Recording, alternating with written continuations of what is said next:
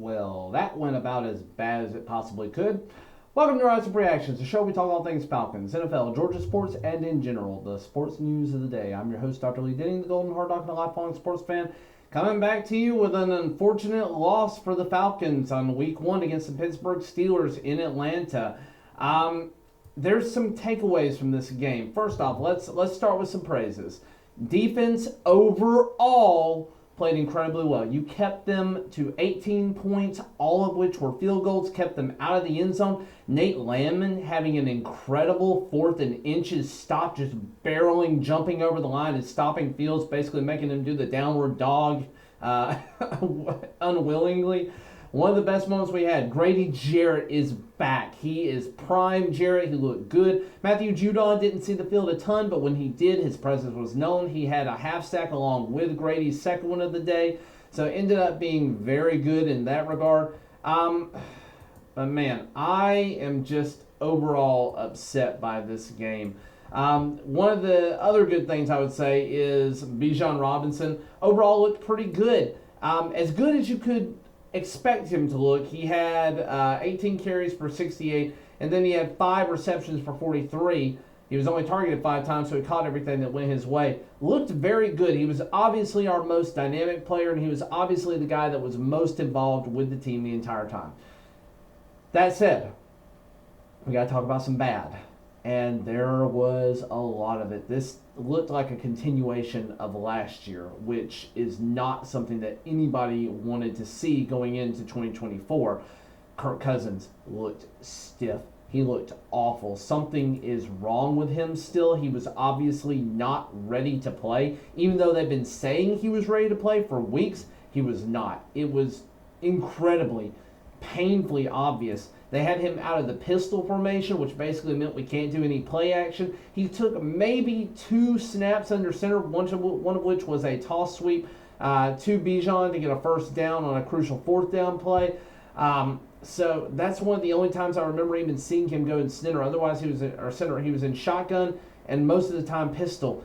And he does not play pistol well. He did not have any mobility. He was a statue in the pocket. And right tackle Caleb McGarry, good gosh, man, like he had no answer whatsoever for TJ Watt. TJ Watt was a wrecking ball in this game. Their defensive line was a wrecking ball, and because there was no play action, you didn't have to guess with this team very much. They had that bad fumble with the weird motion. Kirk trying to be the field general, stopping it from happening. You watched him watch a train wreck happening in slow motion. Thank God, hey, he at least went to try and get the fumble. Not something that Taylor Heineke or Cam Newton's ever done. But anyway, just frustrating to watch the struggles that we had. Kyle Pitts failed to block at all. Again, he's not a blocking tight end, but we do need him to put in a chip block periodically here. And he was just awful. Got beat on the outside multiple times throughout this game. He did have our 1 touchdown, and again, that is reassuring. We blew a late first half coverage. And this is where the real problem is. A.J. Terrell, we just extended you. You played like hot garbage. You were Swiss cheese. Thank God for a questionable offensive pass interference. Otherwise, you get torched for a ton of yards. And George Pickens had him a day. 6 catches, which I can't believe he only had 6. It felt like he had the ball every other play. He had 7 targets, 6 receptions, 85 yards. And it felt like he had 20 receptions. Just incredible play by him. Separation from our corner in A.J. Terrell.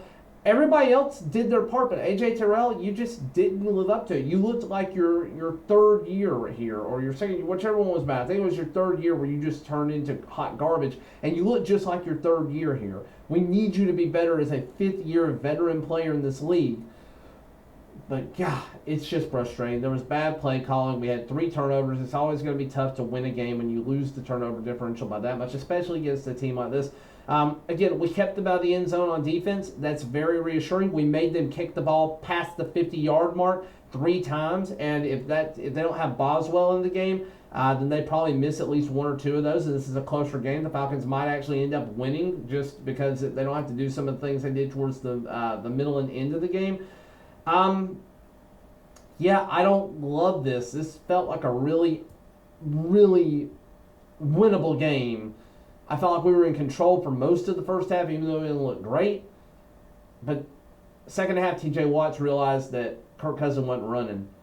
And I hate to say this, guys, we're probably looking 0-3 going into the Saints game. I am not going to pick against this in my weekly pick'ems. I have faith that we can be better, but we legitimately, for health reasons, may need to play Michael Penix for a few weeks until Kirk gets healthy. I still believe in Kirk Cousins if he's healthy, but he had no velocity on the ball, and there's so much that depends on lower body to get that velocity, and he didn't have it. He was a statue. He had no arm strength. He lobbed balls. He was picked off twice. One on me, he had no business ever throwing. The other one, he almost, thank God Ray McLeod is such a good receiver, because there was a lob ball on him getting hit that actually got caught and made a big play, and that ended up turning into points for us.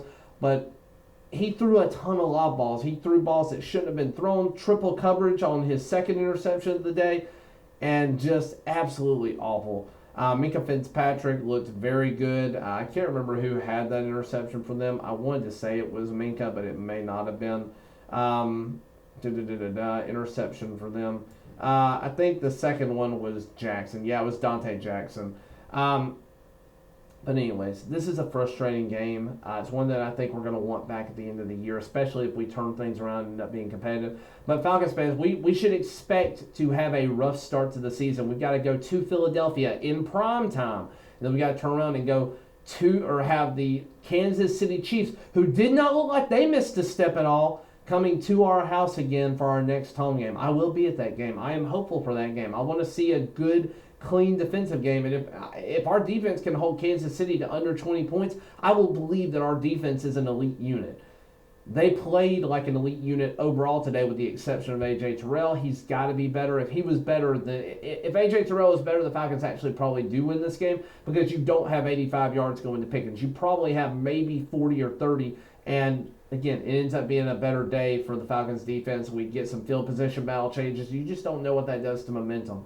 I thought we had the momentum going into the half, but then again, we got out-coached, we got outplayed. It's a tough one. It's a long season, and we may start out 0-3, but again, we have the easiest stretch after our bye week. We have 3 division games coming up from week 4 through 6, and we'll just see how it goes. But thank you for watching, liking, sharing, and subscribing. It's a tough week to be a Falcons fan. It's been a tough 7 years to be a season ticket holder of the Falcons. And I'm still hopeful that we're going to be hosting a playoff game in January, but it's hard to envision that when this is the product that we put out on the field. Thanks, guys, and as always, rise up.